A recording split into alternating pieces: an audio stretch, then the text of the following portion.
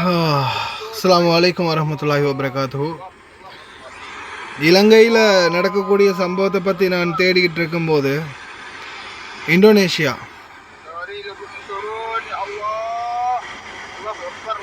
அங்கேயும் பல உயிர்கள் போயிருக்குது.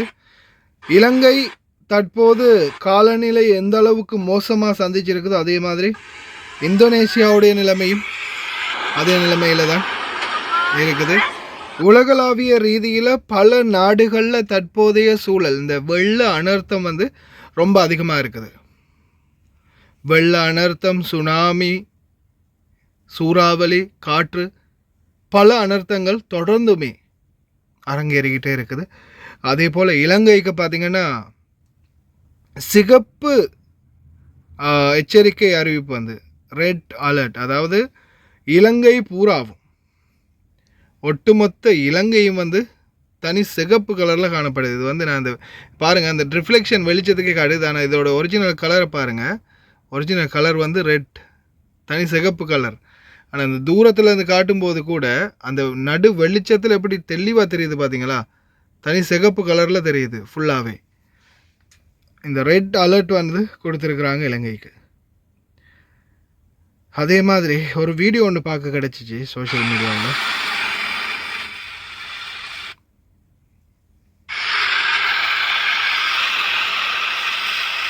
இந்த மக்களுடைய நிலைமையை பாருங்கள். இந்த தெருவோரமாக சாப்பாடு வைக்கக்கூடிய ஒரு அம்மா,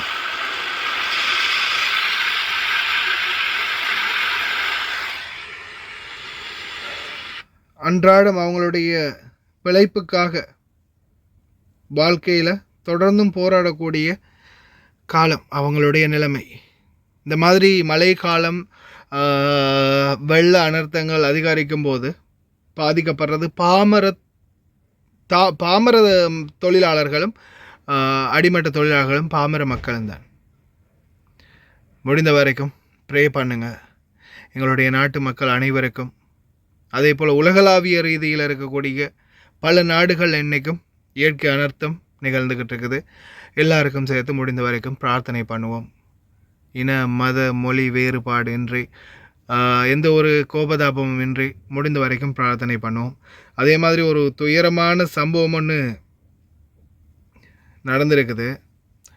ஆனால் நிறைய பேரால் அந்த இடத்துல காப்பாற்ற முடியலை, காப்பாற்றக்கூடிய வாய்ப்பும் இல்லை அப்படின்ற மாதிரி சொல்கிறாங்க. வீடியோ நான் அட்டாச் பண்ணியிருக்கேன், உள்ள பாருங்கள். 3 பேர் உயிரிழந்திருக்கிறாங்க சம்பவ இடத்துலையே. வண்டி அப்படியோ உள்ளே கடைசியாக மொத்தமாகவே உள்ள மூழ்கி போயிடுச்சு. அப்படியே அந்த தண்ணீரில் அடிபட்டு அப்படியோ மூழ்கி போயிடுச்சு. இது சாய்ந்த மருது பகுதிகளில் தான் நடந்திருக்குது. ட்ரை பண்ணி பார்த்தாங்க மக்கள், இருந்தாலும் முடியலை. கயிறெல்லாம் கொடுத்து கட்டுறதுக்கெல்லாம் முயற்சி பண்ணாங்க. அதுக்கிடையில் அவங்களுடைய வண்டி அப்படியே மூழ்கி உள்ளே போயிடுச்சு.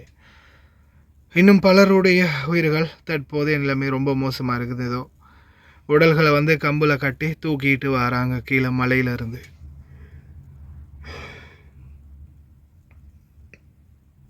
இயற்கை அனர்த்தங்கள் உண்மையிலேயே ரொம்பவும் வேதனையான சூழலை கொடுக்குது. நாட்டில் இருக்கக்கூடிய குடும்பங்களோட பேசுங்க, அவேர்னஸ் பண்ணுங்கள்.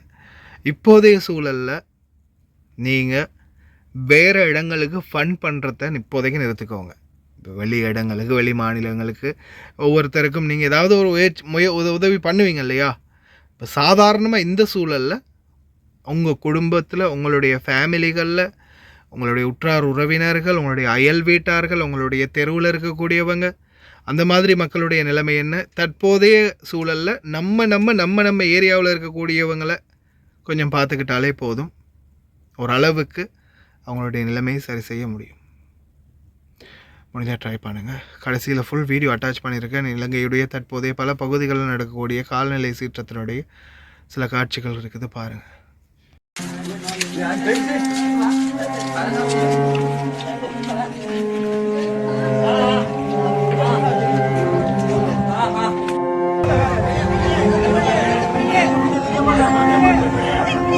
கட்டு கட்டு கட்டு அதுல கட்டு.